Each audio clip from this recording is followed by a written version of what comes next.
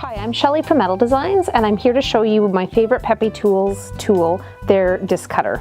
So this disc cutter makes 14 different size holes, and it's a redesign from their original disc cutter that was a rectangle shape, and now it's a big circle shape.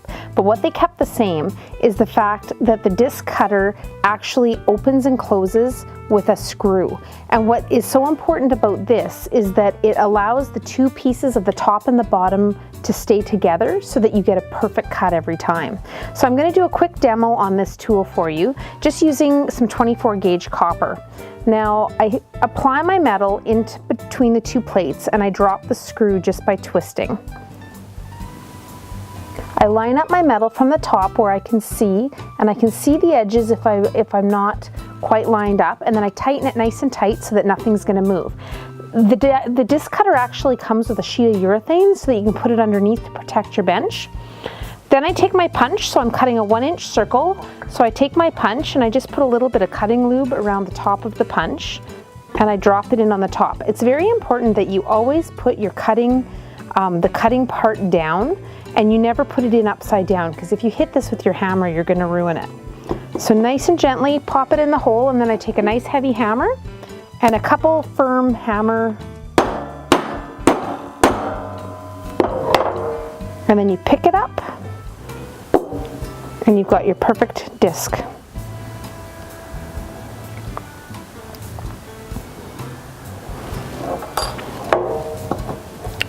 Unscrew the piece to take that part out. Now I'm going to show you a piece of metal done with our laser texture paper.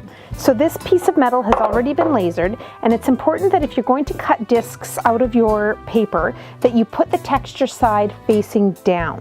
So I'm going to put the metal in facing down. This is because of the way the blade, that cutting disc cuts.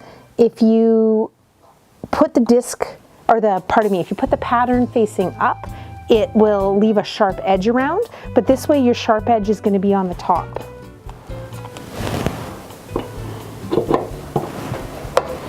So it's nice and tight. Lift it up, move the cut, and now I have a textured disc. Now this makes a fantastic earring. All I would take is a hole punch a hole in it, use a file to clean up the sharp edge around the edge, and bang, you've got a pair of earrings. You could add it into a doming block and add a domed surface to it, but this disc cutter is by far the most important tool in my studio. When I'm getting ready for Christmas craft shows, I punch more discs, and I have the ability to punch 14 different holes without having to find a different tool. So it's just a fantastic tool. This disc cutter also comes with a bag of centering punches. Now the centering punches actually have a sharp cone, and they're so that you can line up and have a piece of metal in the middle. So I'll just use this end and I'll show you. I'm going to put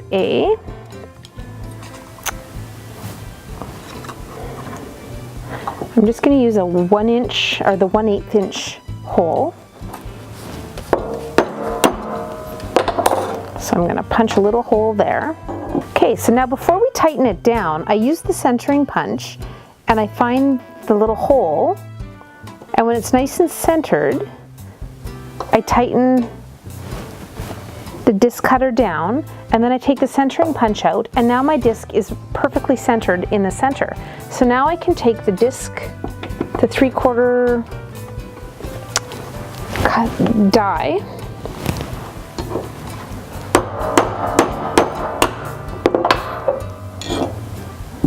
and I punch it out, and now I've got a disc with a hole perfectly centered. And I don't know if you've ever tried to cut a hole in the center of a disc without one of these. It's a very, very difficult process. Last Christmas, I spent about an hour and a half trying to cut a perfect washer, and that was as close as I could get because I didn't have this new tool yet. And that's completely doable with these centering punches. That's the whole purpose for them. So it's just an awesome, awesome tool. So again, I break off any extra material just to get a good clearance for into the disc cutter because it meets in the center. I'm going to cut one more 3/4 hole so the texture pattern goes downwards, and then I try to line it up on the inside so that I don't waste any metal. I tighten it, and again, put your punch Disc cutter down, there we go, and a couple hits.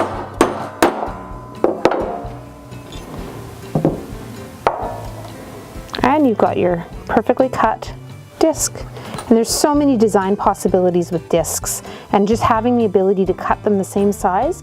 If you don't have a rolling mill to make your paper, we can make them for you, and we can also make discs if you don't have the disc cutter. But I highly recommend picking up a disc cutter. We do have these on our website at metaldesigns.com, and we can ship them within Canada or to the US.